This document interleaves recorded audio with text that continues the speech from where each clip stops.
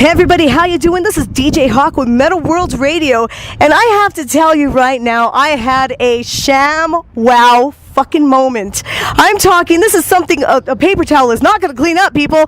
I just got to see Ragdoll from Australia. You guys came to Malarkey's. You were amazing on stage, and your music is just like sham wow. Sham wow. Thank you. We always enjoy gushing reviews like that, and it always makes us feel rather proud. We love squirters here at Ragdoll, so we're glad we could accommodate and get in return. Right. Yeah. I mean, shit. It's one of those amazing moments when you actually get to that point. You know, you're just like, wow, I'm fulfilled. Leon's dad calls it the gravy stroke. That's you can look that one up. BillTodorovich.com.org. I will so will you introduce yourselves for Metal World Radio? All right, this Vietnam veteran over here just bought one of our CDs and is playing our CD in his car right next to the interview. That's pretty cool. That's the universe at work, man. Yeah. That's the butterfly effect. Like, that is so awesome. That is really awesome. So, introduce yourselves. I'm Leon, I play guitar. I'm Ryan, I play bass and I sing. And I'm Cameron, I play drums. Now, I have to say, you guys, I am so amazed at your live performance, your music. You know what, the way you were introducing each song, and you're just like, you know what, people? It's your consciousness, man. Change that shit. Change the way you're thinking. Be open to things. I mean, down to the master. I think the thing is for us, our music is pretty serious and often quite dark. That, if you want to sit in a dark room and, be angsty and angry and stuff like that, you can do that. You can put the album on at home, but if you want to have a good time, come to a show because, our tongue is very firmly planted in our cheek all the time. Yeah, we take it seriously enough to delve into those kinds of concepts and lyrical content, but not so serious that we can't have fun with it and that we can't laugh at ourselves. So yeah. You got to. The drummer. Yeah, he's the drummer. The drummer doesn't talk. Yeah, he's more for the video interviews and the pounding. Yeah, he's the pounder. But you know what? Seriously, your music. I mean, me myself. Okay. I mean, how can I say this? I'm very spiritual. Okay. And when something happens, the way all of this worked out, it was like the universe coming in and saying, boom, check this out. Your songs, what they did for me tonight, okay, the things that you said about the consciousness and the things that you said about opening your mind and going beyond the judgment, all right, that moved me so deeply. I'm talking, I'm sitting here going, they get it. Does that make sense? Yeah, I think what happens, and that's what happens is, and what we're trying to do. It's not that we get it; it's just that we get each other. Some other people probably wouldn't get it. You know what I mean? So right. It's not a case of Ragdoll gets it. It's just that for that moment, you and I got each other, and it resonated with you. And that's what we're trying to do. We're trying to resonate with people, whether it be spiritually, whether it just be, let's just play some music that makes you want to fuck. You know what I mean? It's, right. So there's. Did that too, by the way. And I think the thing is, for me, music has always been that thing in my life that I know I've always got. No matter what happens, or no matter what my friends think of me, or no matter what, you know what I mean? It really is. You've always got on the side. Music's helped me through a lot of things, so I'm always speechless, basically. I mean, I'm not speechless right now, but like if somebody comes up and says that, a particular song that we play moved them, or, when someone comes up and says, oh, that's my favorite song, I play it every day. It's just like, there is something, if that's not spiritual, then I don't know what being spiritual is. You don't have to be spiritual to really be affected by people, and to be affected by the way they come up and talk to you and interact and stuff. And that's why we love doing this, because we get to go so many places, we get to see so many different people, and it's good for us because we kind of learn what we can and can't get away with. So, for instance, like I'm not going to go into a town like Windsor, Colorado, and talk about spirituality and talk about, rewinding your mind and expanding your consciousness, because people there, it's not that they're dumb and they don't get it, but they're just that's not their focus in life. You know what I mean? They don't have time to listen to me bawl on about that kind of shit. But then you come to a town like this, or and even a lot of towns that you go to, you could kind of pick it early on, what the vibe's like and what people there are like, and so yeah, like I said, it's an exercise in, and Leon he jokes that he spent his whole life doing this, figuring out what he can and cannot get away with, and then just kind of sort of hopping and dancing over that line. I think the thing is for us, it's like if we can't rewind your mind, then we're going to crush your skull with music. Yeah. You know what I mean? Yes, like exactly. it's either that's really we'll make you absolutely love it, or if that's not what we're into, we can hurt you with it as well. And even if after all that you're still standing, then the pounder will get you. Cam's The loudest thing in the universe is the bell on Cam's ride cymbal, as my left ear knows very, very well. Ding, ding, ding. Listen to it. I have to say you're absolutely right. And it's funny, I was asked a question. They asked me, Melissa, what would you do? Would you give up your boyfriend, or if they made you have one choice, what would it be? Music or the guy you're with, right? And I had to look over at him. I said, I'm sorry, honey. You know what I mean? Forgive me. Find it in your heart. But music is the only thing that's ever kept me alive. Despite anything, it's the only thing that doesn't judge me. I may judge it sometimes. But you know what? Either way, it's like it reaches, it touches, and it changes people's lives. No matter who could say they're spiritual, open-minded, closed-minded, whether you're a death metal band, whether you're a glam rock band, whether you are in classical music, or ragdoll. Yeah.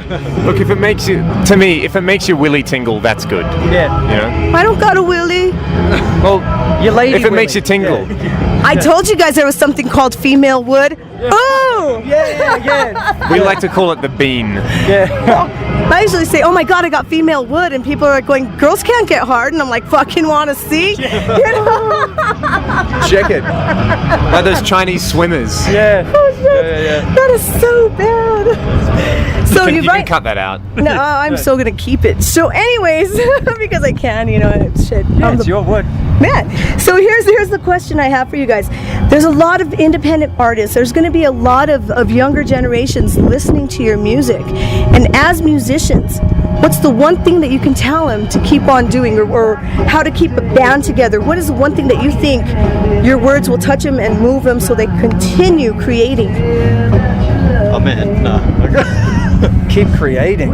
the music that's inside them? I guess chase experience wherever you can. So whether it's seeing a band, or whether it's helping a band set up, or whether it's going to getting your own gig, even if it's not paid, like that gets tired after a while. But really, just try and get experience playing, and just get life experience talking to people, because that's where that creation comes from. Because you change yourself. Every experience changes you, and you maintain and retain that experience, and then you can't help but draw on it. Whether you realize you're drawing on it or not, it's coming out. And that's play what you love, and don't let anybody else tell you what is good and what isn't good. Yeah, actually, that's one thing. Like we always, that's our little tagline lately, is that Ragdoll plays music that they love.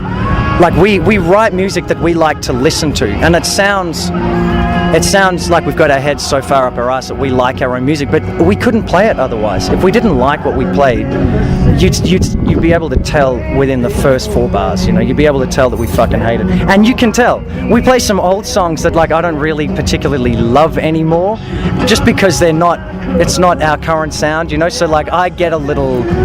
I have to change them so that I do enjoy. But yeah, you can sort of see that struggle when a band doesn't enjoy what they're doing. Oh, yeah. So yeah, as Leon said, just make sure you love what you do, and do what you love, and who you love. Yeah, exactly, right? Don't be hookers. But honestly, that's really awesome advice, because a lot of people want to go and follow the FM fuck that's sold out, The reality is if that's what you want to do it. But there's about as much, if you're into it for money or for anything else, there's none of that anymore. Like, that doesn't exist. It's not 1987, and there is no Guns. There'll never be another Guns N' Roses, because that sort of the industry has changed. So really nowadays, only the brightest stars shine. And you look up in that sky, and there are billions upon billions of bright, shiny stars. So you've really got to if you want to stay in it, make sure you're enjoying it. Damn right. Yeah, and if you're lucky enough to, get the, we do, like we were saying, we get to experience parts of the world that nobody, no other group of friends really gets to do what a band does. If you're in a band with your best friends, you can't really recreate that any other way, where you're going from town to town and you're meeting new people and you have this immediate sort of, if you like music, you immediately have something in common with people. If you like the same bands, that makes getting on so much easier. So we're certainly lucky to do that. And if anybody out there listening to it, is inspired to do that and do the same thing, I'm so happy for them. And because it's awesome. Even if you're an independent band like us, or if you're right in the charts to #1 as an FM band, it's the same sensation. Yeah, music is the universal language, period. And that's something that, I agree with you completely, because a lot of people don't get that. They're stuck in that mindset of, hey, if I get, the corporates to come and back us up, they don't realize it's just a bank loan. You know what I mean? It's not going to help you get to your next show. It's being together, supporting your music, like literally. Sometimes they don't have a place to eat. Sometimes they got to make it to the next town, buy their merch, come see their shows, pay the $3 to come in, because that's the only way you're going to get to know your new musicians. I mean, back in the day, you weren't even allowed to go up to Rob Halford, and now we get to meet personally. When I saw you guys out there, you were helping the other band tear down. Yeah, well, you have to, otherwise, it's shitty. It's shitty, I mean, I was talking to someone who came to see our show last year and came to see us again and picked up a bunch of stuff, and they looked at, I'm wearing a King t-shirt at the moment, and he was like, oh man, great band, I saw them a couple of years ago, when no one knew who they are, and now they're like blowing up, and we met them at Rocklahoma and hung out with them, and they do everything themselves, you know what I mean, and they deserve all the success that they're getting, because they've paid their dues, and they're continuing to pay their dues. They work so hard, so and that's the thing, you know what I mean, there's bands that we've played with who one year you're helping them pack up and helping each other out, the next year they're doing a festival tour and they're on the road with a huge band, and their records blowing up, and it's just like you feel that sense of, it's almost like a weird sense of pride for someone else when you go like, man, I know what you've gone through, and like you're starting to reap the rewards. It's fantastic. Oh man, and you guys were on Rocklahoma just recently. How was that? That was great fun. Yeah, that was really good fun. Yeah. Was it really? Oh my God. You know? We had like a really great time slot this year. We played right before Kid Rock, and we had a really good turnout. And it was one of those shows that like you just kind of, as you go to play the first note and you hear the first drum hit, you just kind of know what's going to happen, you know what I mean? You just kind of ride that wave. Right, it was very easy, very comfortable. Yeah, it was just flow with it. And fun. It was good. Yeah. Did you guys get a chance to see Sleepy Hollow?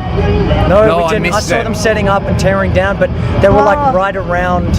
Yeah, it was too hard to get. But I know they do a like sick cover of Children of the Sea. I heard a bit of that as I was walking around. I was like, Yes. And a lot of people were saying that. They were like, man. Because Sleepy Hollow is one of the supporting bands that we have. Bob Mitchell and I did the interview. Yeah. And I was like, man, I want to go to Rocklahoma because the Chimps is on there. I was like sitting here naming all these bands.